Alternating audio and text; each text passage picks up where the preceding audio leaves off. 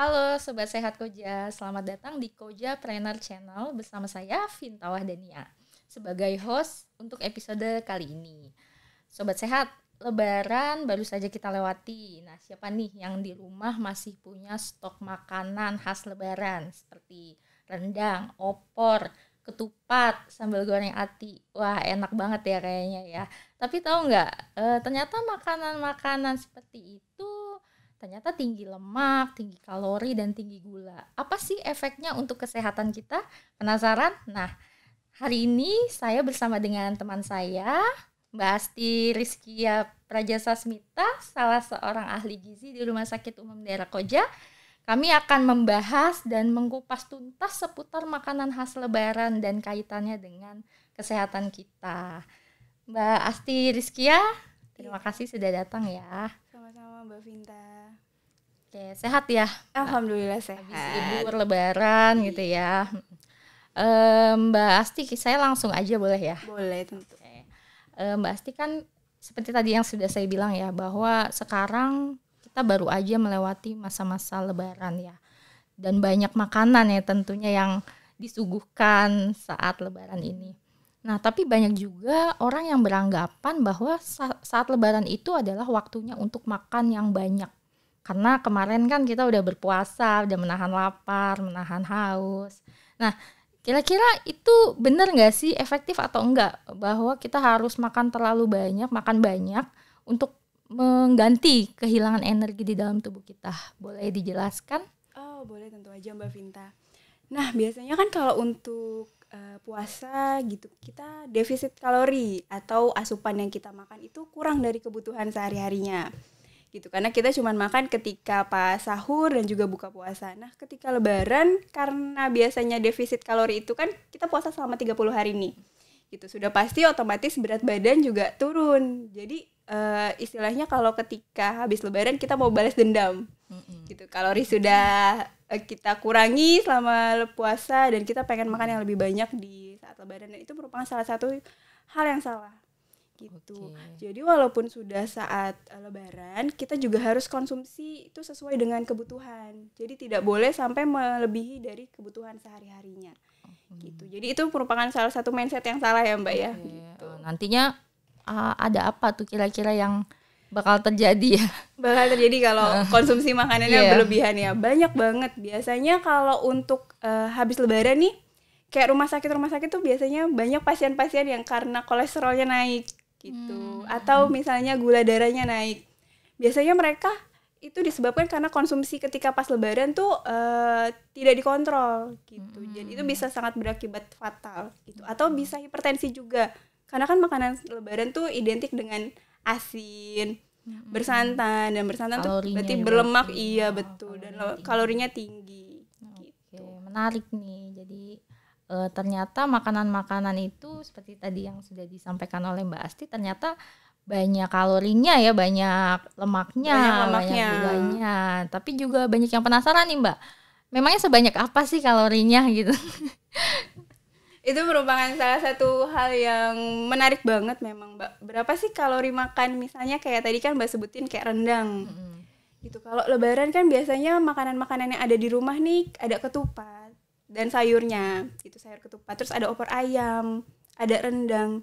Biasanya kalau kayak ketupat sendiri, satu buah ketupat biasanya ukuran sedang, itu kalorinya sama dengan satu porsi nasi atau sekitar 160 kalori.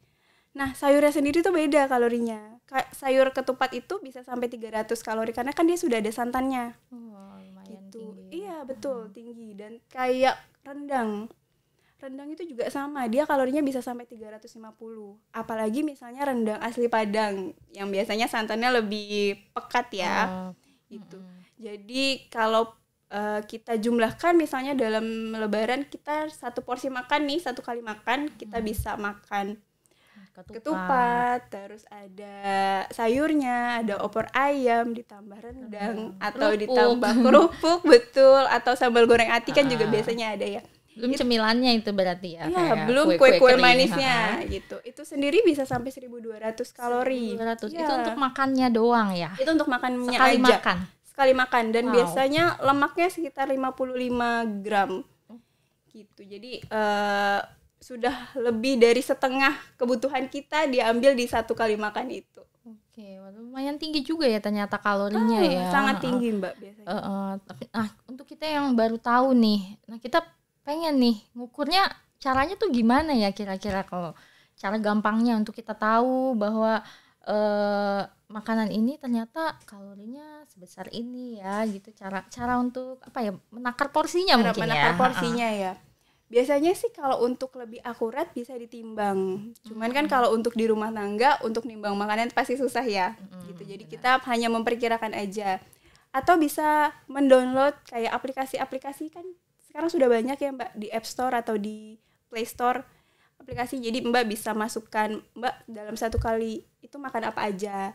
Dan biasanya sudah ada ukuran rumah tangganya. Gitu. Jadi nggak usah gramasi. Jadi kan kita nggak mungkin dong tahu berapa sih gram satu porsi ayam, misalnya satu potong ayam gitu. Jadi kita pakai ukuran rumah tangga, satu potong ayam atau satu potong daging gitu. Kita bisa masukkan di aplikasi itu. Masukin aja berarti. Iya, tinggal dimasukin. Potong, nanti ada pilihannya. Ada pilihannya, satu potong besar gitu ya. Itu cara mudahnya. Oke, berarti setelah kita tahu jumlah kalori, terus penting juga ternyata ya kita untuk memperhatikan porsinya ya, porsi makan kita ya, jangan sampai berlebihan atau melebihi kebutuhan kita gitu ya, kebutuhan harian kita gitu ya.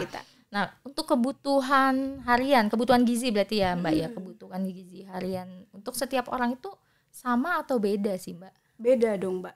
Kayak laki-laki dan perempuan aja sebenarnya itu udah beda gitu. Biasanya kalau untuk menghitung kebutuhan harian tuh ada beberapa faktor. Tadi seperti jenis kelamin, terus seperti usia, dan juga faktor aktivitas pun termasuk gitu. Jadi misalnya kalau kita hidup sehari-harinya sedentar atau kurang aktivitas, kebutuhannya pasti berbeda dengan orang-orang yang biasanya aktif gitu. Dan juga penyakit-penyakit komorbid, penyakit-penyakit yang penyertanya seperti punya penyakit gula atau penyakit jantung, ginjal, udah pasti sangat berbeda dengan kebutuhan orang sehat seperti kita gitu. Biasanya lebih rendah ya? Biasanya lebih rendah, betul. Ya. Kalau udah punya penyakit komorbid, biasanya kebutuhannya sudah pasti lebih rendah. Gitu. Oke, nah saya jadi penasaran juga nih, pengen tahu nih kebutuhan gizi saya tuh sehari tuh kira-kira berapa ya? Nah itu gimana? Ada caranya nggak Mbak untuk mengetahuinya? Untuk kebutuhan gizi sehari gitu. Kalau cara mudahnya untuk Mbak ya. Saya 30 tahun gitu. 30 tahun. Berapa sih kebutuhan hariannya? Biasanya kalau kita melihat dari ada namanya angka kecukupan gizi. Itu biasanya diterbitkan oleh Kemenkes atau Kementerian Kesehatan. Kalau untuk usia 30 tahun dengan jenis kelamin perempuan biasanya sih kebutuhan gizinya itu sekitar 2.200. Gitu. 2.200 dengan kebutuhan lemak sekitar 60 sampai 65 gram gitu. Tapi kalau misalnya nanti punya penyakit penyerta ya sudah pasti beda gitu. Berarti misalkan saya 30 tahun dengan kebutuhan gizi sekitar 2.200, misalkan saya makan udah 1.200, itu sekali makan berarti kalau dikali 3 udah 3.000 lebih ya, 600 gitu. Itu kelebihan banget ya. Oke, menarik banget nih ya. Terus berarti selain kita dengan membaca AKG itu mungkin kita bisa berkonsultasi ya berarti dengan iya betul. Kalau untuk lebih jelasnya sih sebenarnya bisa langsung berkonsultasi ke ahli gizinya gitu. Jadi kalau misalnya kita sedang mengunjungi fasilitas-fasilitas kesehatan, kita bisa konsultasi ke ahli gizi dan bisa dijelaskan. Jadi ahli gizi akan menjelaskan berapa sih kebutuhan harian, berapa sih porsi makan yang harus dimakan dalam satu hari, itu tuh jelas gitu. Dan juga olahraga, biasanya kita nggak boleh melupakan olahraga. Itu sangat penting, apalagi abis lebaran gitu kan, olahraganya kurang, jadi semua numpuk di badan gitu kan, lemak-lemaknya jadi untuk membakar ya. Kalau kira-kira berapa menit Mbak kira-kira? Biasanya kalau untuk olahraga ya, kalau untuk anjurannya sih sekitar 150 menit per minggu. Ya, sekitar 3 kali, 2 sampai 3 kali mungkin. 2 sampai 3 kali bisa, atau misalnya 30 menit per hari pun juga masih bisa gitu. Yang penting 150 menit itu terpenuhi Dan itu harus disesuaikan, biasanya kalau misalnya sudah kondisi lansia kan nggak mungkin ya disuruh lari gitu. Mungkin bisa memilih alternatif kayak jalan sehat aja gitu. Setidaknya 15 menit sehari kalau misalnya memang sudah usia lanjut. Saya jadi lumayan khawatir juga nih kalau misalkan saya udah makan kebanyakan ya, jadi lumayan khawatir juga nih, takutnya berat badan naik, malah kolesterol naik gitu kan ya. Oke, nah ada caranya nggak sih kita supaya bisa menikmati makanan-makanan itu tanpa harus kita khawatir gitu, tapi kita tetap pengen makan enak gitu loh. Gimana cara Mbak ya?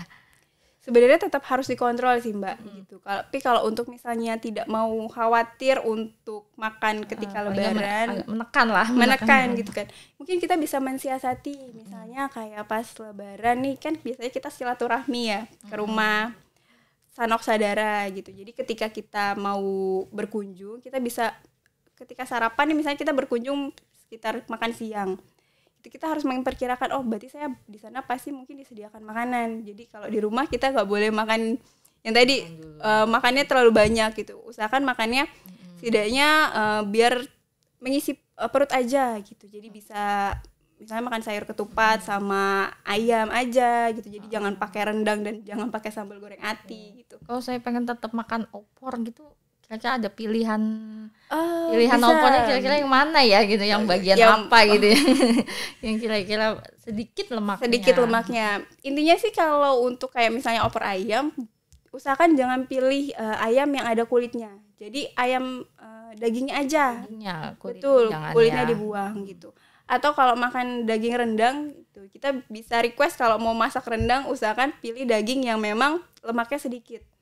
Atau pilih daging yang memang tidak ada lemaknya, jadi memang dagingnya aja gitu. Paling seperti itu sih Mbak kalau untuk tentunya sayur dan buah itu juga tetap harus. Betul, sayur dan buah itu tidak boleh dilupakan karena kalau lebaran kan biasanya memang sayuran itu sangat sedikit ya dikonsumsi gitu.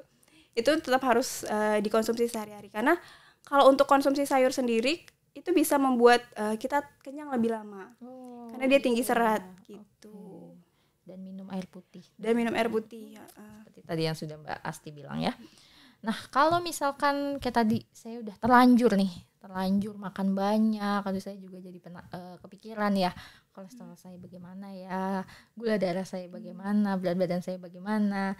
Nah kira-kira ada nggak cara yang pertama kali yang harus kita lakukan atau supaya kita bisa kembali lagi kembali hidup sehat lah intinya gitu. Gimana caranya ya Mbak? Biasanya kembali ke pola makannya. Pola makan tuh harus gizi seimbang. Jadi ketika memang momen lebaran sudah lewat dan sudah terlanjur gitu kan, sudah terlanjur konsumsi lebih dari yang seharusnya, kita bisa kembali ke pola makan yang seimbang, yang biasanya terdiri dari karbohidrat. Karbohidrat tuh apa aja sih? Biasanya nasi atau bisa kentang atau singkong. Terus harus ada protein hewani.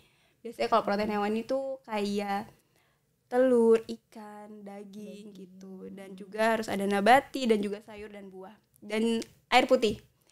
Air putih itu harus konsumsi sekitar 8 gelas sehari. Tapi itu untuk orang yang sehat ya. Gitu. Dan itu minimal. Jadi kalau lebih pun gak apa-apa. Kecuali kalau memang punya penyakit komorbid seperti ginjal, sudah cuci darah. Itu pasti konsumsi cairannya memang harus dikurangi. Gitu. Jadi memang harus kembali ke pola hidup sehat. Kalau untuk pemeriksaan kesehatan gitu kira-kira perlu nggak ya Mbak? Perlu banget sih Mbak. Biasanya kan tadi kita sudah makan yang berlemak tinggi gitu kan. Takutnya kolesterol kita naik. Misalnya kayak kolesterol naik tuh kan gejalanya kayak pundak suka pegel gitu kan. Atau misalnya hipertensi naik, darah tinggi naik gitu kan, pusing gitu. Untuk lebih jelasnya kita bisa melakukan medical check up ke fasilitas-fasilitas kesehatan yang memang terdekat dari rumah. Gitu. Kita bisa langsung berkonsultasi sama dokter. Jadi mana sih kiranya yang harus kita periksa gitu. Mana yang diperlukan ketika sudah mengkonsumsi begitu banyak makanan tinggi lemak saat lebaran gitu ya. Nah Mbak Asti ini lumayan juga ya, kita udah hampir 15 menit mungkin ya. Dan hampir 15 menit kita membahas soal makanan khas lebaran dan kaitannya dengan kesehatan. Semoga informasi yang kita sampaikan ini bisa bermanfaat ya untuk kita semua. Amin. Dan yang penting kan memang kesehatan itu memang harta yang paling berharga lah ya. Jadi kita tetap harus menjaga pola makan yang sehat, terus bergizi, makanan yang bergizi dan seimbang gitu, dan olahraga. minum air putih yang banyak dan jangan lupa untuk selalu pantau kesehatan secara berkala gitu ya. Oke, jadi mungkin sebelum closing saya mau sedikit berpantun, boleh ya Mbak Asti? Boleh, Ya? silakan Mbak Vinta. Oke, pantunnya kayak begini.